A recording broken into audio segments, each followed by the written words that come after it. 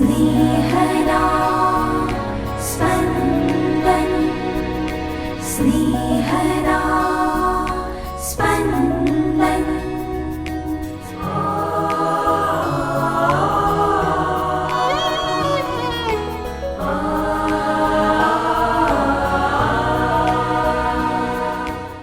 સામાન્ય કાળના 25મા અઠવાડિયાનો શુક્રવાર. ધર્મસભા આજે સંત કોસ્મસ તથા સંત દામિયાનના પર્વો ઉજવે છે. આજના શુભ સંદેશમાં પ્રભુ ઈસુ આપણ દરેકને આહ્વાન આપી રહ્યા છે. તેમનામાં દ્રઢ વિશ્વાસ મૂકીને પ્રભુનો ક્રૂસ ઉપાડી તેમને પછવાડે ચાલવા દરેકે પોતાની જાતનું બલિદાન આપવા તૈયાર રહેવાનું છે. સાંભળીએ સંત લુકૃત શુભ સંદેશ, અધ્યાય 9, કડી 18-22.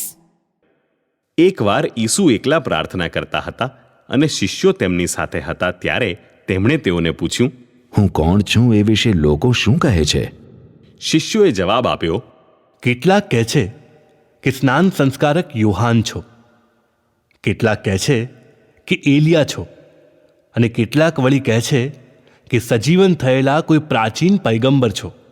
ઈસુએ કહ્યું, પણ તમે શું કહો છો? હું કોણ છું? પીતરે જવાબ આપ્યો, ઈશ્વરના અભિષિક્ત મુક્તિદાતા.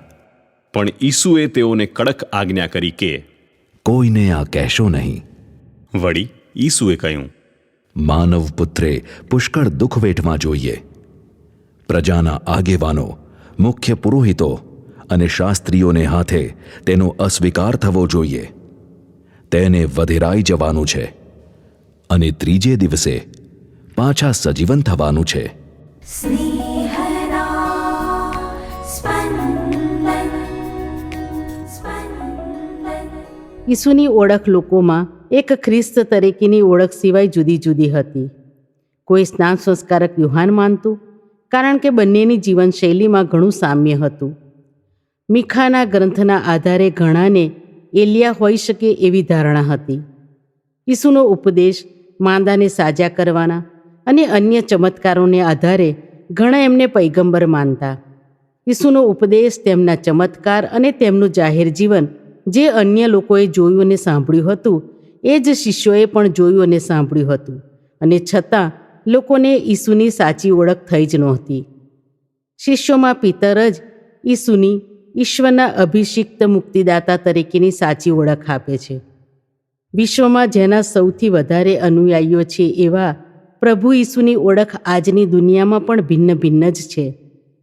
આલ્બર્ટ સ્વેઝર નામના નોબેલ પારિતોષિક વિજેતા મિશનરી અને ડૉક્ટર એવા ઈસુ થયા જ નહોતા એવું પણ કહી ચૂક્યો છે. તો અમેરિકન હેરિટેજ શબ્દકોશમાં ઈસુની ઓળખ એક શિક્ષક અને પૈગંબર જેમનું જીવન અને શિક્ષણ ખ્રિસ્તી ધર્મનો પાયો બન્યા. ખ્રિસ્તીઓ ઈસુને પરમેશ્વરનો પુત્ર અને ખ્રિસ્ત માને છે. આ બે ઉદાહરણો પરથી આપણે સમજી શકીએ કે ઈસુ વિશે લોકો શું કહે છે કે માને છે એ મહત્ત્વનું નથી. ઈસુની આ પૃથ્વી ઉપર માનવ અવતારમાં હાજરી હતી ત્યારે પણ લોકોને તેમની સાચી ઓળખ નહોતી, અને એવું આજે પણ છે. ઈસુના શિષ્યોને પણ ઈસુ દાવીદ રાજાની જેમ પોતાનું સામ્રાજ્ય સ્થાપશે એવી જ આશા હતી. તેઓને સાચી ઓળખ થઈ ઈસુના પુનરુત્થાન પછી, અને વિશેષ કરીને પવિત્ર આત્માના અવતરણ પછી. ઉપરના તથ્યો પરથી એ વાત સ્પષ્ટ થાય છે કે આપણી માટે ઈસુ વિશે લોકો શું માને છે એનું કોઈ મહત્ત્વ નથી. આપણે માટે મહત્ત્વ છે આપણને મળેલા આ જીવંત પુરાવાનો આધાર. ઈસુને પુનરુત્થાન પછી સાક્ષાત મળેલા તેમના પ્રેષિતોની શુભ સંદેશમાં મળતી સાક્ષી, જેઓ તેમના શિષ્ય તરીકે ઈસુ સાથે તેમના જાહેર જીવન દરમિયાન તેમના સતત સાથીદાર હતા.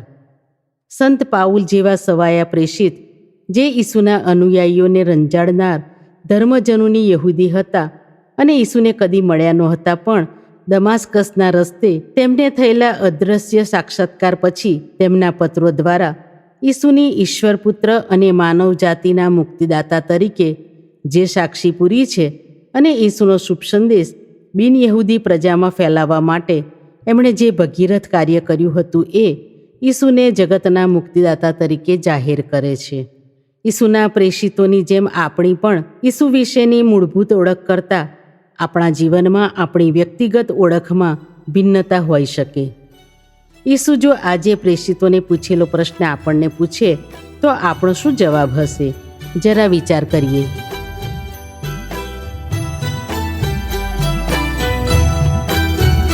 तने छोड़ने हे प्रभु जाऊं कहीं, हूँ जाऊं कहीं, हूँ रहूं कहीं. तने छोड़ने हे प्रभु जाऊं कहीं, हूँ जाऊं कहीं, हूँ रहूं कहीं.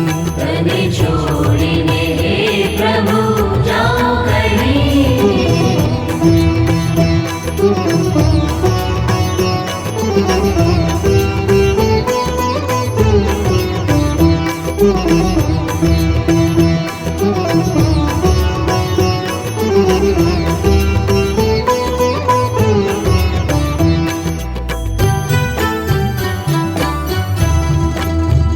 प्रभु विरह रे तारो नरक भयंकर, विरह रे तारो नरक भयंकर. भार प्रलया नळ पेटे प्रभु, भार प्रलया नळ पेटे. प्रभु पापी प्रकृति तणो पूछो प्राणी, पापी प्रकृति तणो पूछो प्राणी. तुझ बिन भारे भय लागे प्रभु, तुझ बिन भारे भय लागे. तने छोड़ने हे प्रभु जाऊं कहीं.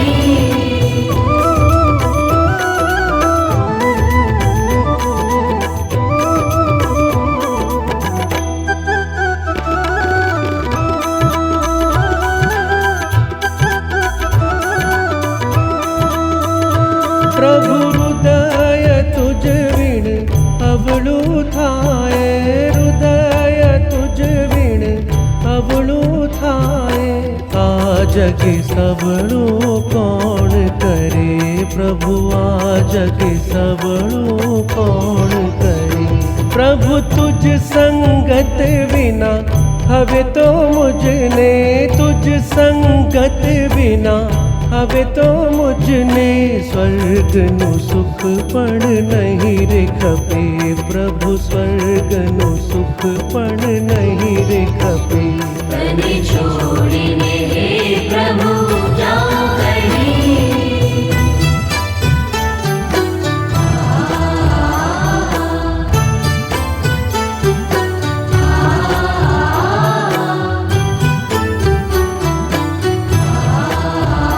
પ્રભુ વચનામૃત છે તારી પાસે, વચનામૃત છે તારી પાસે.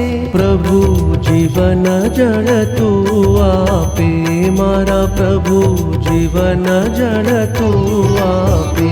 પ્રભુ નમન કરિયા છીએ સહુ દાસ, નમન કરિયા છીએ સહુ દાસ. રાખો ચરણે નિત પાસે પ્રભુ, રાખો ચરણે નિત પાસે. તને છોડીને હે પ્રભુ જાઉં કહી, હું જાઉં કહી, હું રહું કહી. તને છોડીને હે પ્રભુ જાઉં કહી, હું જાઉં કહી, હું રહું કહી.